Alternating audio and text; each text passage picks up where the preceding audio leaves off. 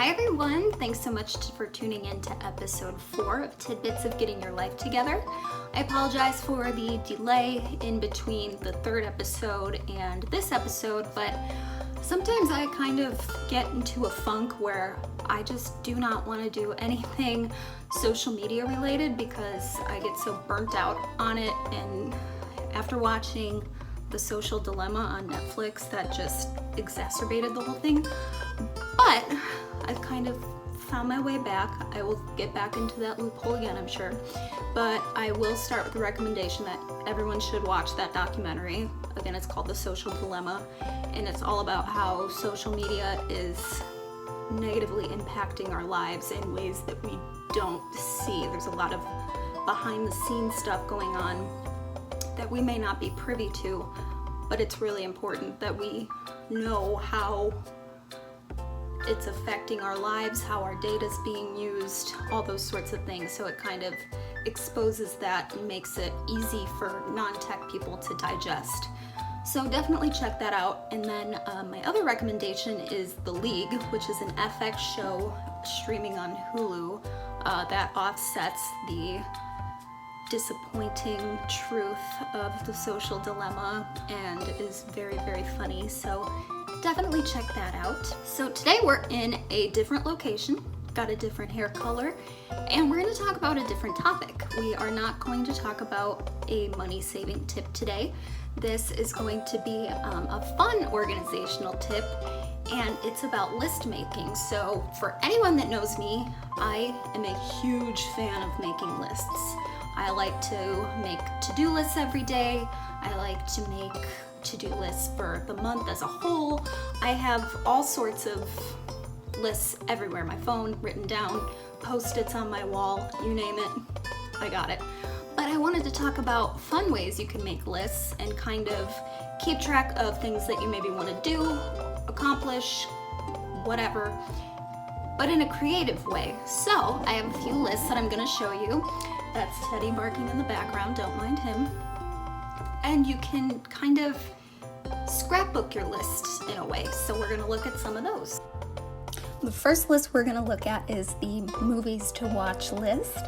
And you can make this really minimal with little film strip designs and camera designs like I have up here, and you can add some color by making it a very simple list, but make it kind of pop and make it fun to check off the movies that you want to see. Next, we have one of the most popular lists of all time, which is a bucket list. As you can see here, I took the word bucket literally and made some designs based on buckets, and here's some of my list ideas in there. And so you can make it kind of a fun, goofy little designs and throw whatever your travel ideas, what you want to accomplish career-wise, personal goals, whatever constitutes a bucket list item to you. This is all about you. So check this out, see if it inspires any sort of imagination. Next is books to read. Now on this list you can see I made little book covers and wrote the names of books that I want to read, and once I've read them I color them in, and so it kind of keeps track of different things I wanted to read and just haven't gotten around to, but just so I don't forget in the future. And this can also be found in the form of the bookmark bucket list, which is on the Tidbit shop page. That just released this past week, and it's the same idea, but it's used as a bookmark that you can actually throw into your book. But you can put the titles of books you want to read and then color them in once you've finished. I love this next one.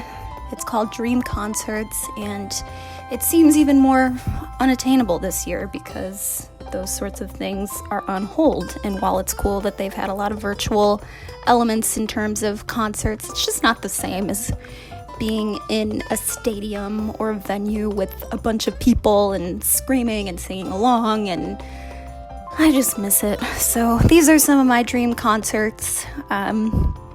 Some of them are unlikely to ever happen, but you never know. So it makes it extra special when you're able to cross those off. With music in mind, my next list is my vinyl wish list, and I do this by putting either the album that I want to find or a song that I want to find on an album. I'm mostly a one song off an album kind of person, so that's how my list is built, and this one's just really simple. And I think we have almost 400 vinyl in our collection, which is amazing, and I'd love to keep it growing. Lastly, my very favorite list, and one that is somewhat timely, is my horror movies to see list, and I took a theme and made it into a little cemetery, and each gravestone is the title of a horror movie that I want to see. And same idea as the book list, you color this in after you see the movie that's on the list. And so, as you can see, the only one I have left on here is the Blair Witch Project, so I am definitely open to more suggestions of horror movies, especially with Halloween coming up in just about 6 weeks.